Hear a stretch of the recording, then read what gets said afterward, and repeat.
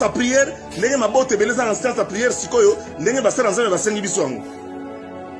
Mwana bato asali dépression na ye suite ya makambo ndenge lekelaki bo sopele masuba, bo beti ba kofi, bo tindiki ye, bo humilier, bo filmer, bo tindiki yango so wapi. Azu coup de froid. A côté l'hôpital on dirait Mikolo yo mutako bela soute. Donc Mikolo so bele comme ka corona batebele bo tchete na ba liste wana, o bo tche ba bilongi wana, eza corona te. Juste katanga kufi na corona te. Bayake bele bo so tchacha ba komba bilongi batu wana na sengo moko boye, on dirait bo se épargner. Et puis corona on se soigner. Nati kala nkanda na so wana mama nati. Donc nati nenga tokolo ba bino bo bande ko na ngai. Kotaki grippe na ye, nani pardon, coup de foie na sala ki moi mali, moi grippe na zoto. Na dépression azwaki, a pompier ba ye bazuye ba ke na ye, nenga za boye, azana na hôpital, il n'est même pas dans les soins intensifs. Et comment il parle avec sa femme? Donc Masarabiso a dit Londolé. On a partagé quelques informations dans quatre groupes ya bango ba sala eloko UJCD, o eza union de journalistes à diaspora. Asala ka pena nenga mulimo mabete. Muto ya publié yango na Facebook wana na WhatsApp wana Marlène Kasanga. Na wa yako bagisa Daniel Mwananteba. Na ni moi so na Dani Bokombe. Bango nde banvenime situation.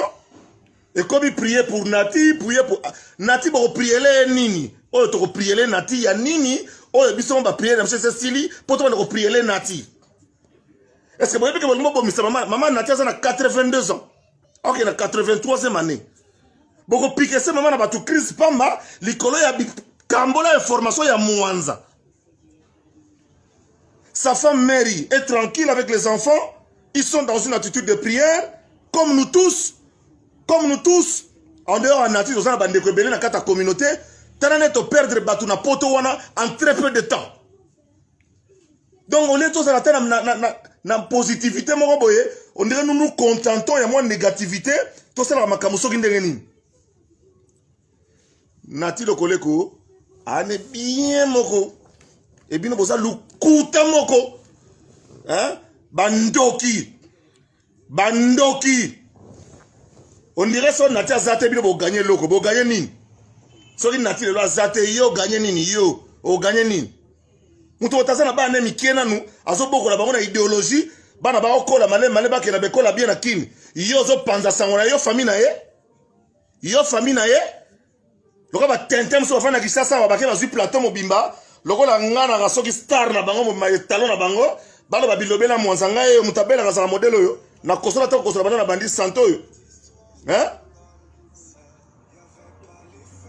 Nati lokola za bien moko nazo envier ki bien na écoute ki bien Nathalie na ki bien Nati et sanga bien. Je vais de parler avec sa femme qui appelle sur le fixe de l'hôpital, vous le savez. Et le fixe de l'hôpital, on lui passe son mari préfère d'abord être là-bas, et puis il est gâté, il est bien, et puis et puis son avion zongi, à côté avion, à Yéné Kishasa. On a dossier Nati. Nati, aza bien. Nati, aza bien, a beli kandem tout à belaka, n'enge pe belé tout ça, la banda, kouana, monsieur, vous avez un peu, vous avez moi, fièvre, moi, koso, et ça, corona, te, mais c'est comme corona. Et comme le quoi, t'as ma bindo, aboy, n'a moutana, mbo, ombo, na bindo. Deuxième dossier Mouyembe.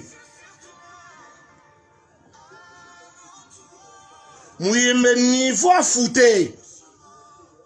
Chasse-moi à Zongil Maloba. N'a pas bolandi ya. Mouyembe angani azane muta technicien, azana technicien. Ba commissaire politicien, ba annonce ya bongoko, c'est le chef de l'État qui annonce. C'est le gouvernement après consultation du Parlement. À part l'institution président, il n'y a que l'institution parlement qui peut autoriser le premier ministre Ilukamba à faire la déclaration pour soumettre les Congolais à un vaccin ou quelconque. Nani aweli si Mouyembe qui aussi misaye touche na petit carré alors qu'il y a zone mené. Basi si Mouyembe touche na petit carré. A sali déclaration politique Mouyembe aza sous na terre ofanda devant laboratoire té aza sous na kofanda té a commis ba conférence de presse a commis star Mouyembe a commis star or Mouyembe aza star té Muyembe to senga zo attitude ibenga ki na ngota bazo ganga ndene ibenge coaché toujours posé ba la terre. Muyemba comme ko sala ba conférence ata 8-12 par jour. Akene ko surveiller épidémiologie kuna virologie learning. Ba politicien ba simbisi mona mai touche.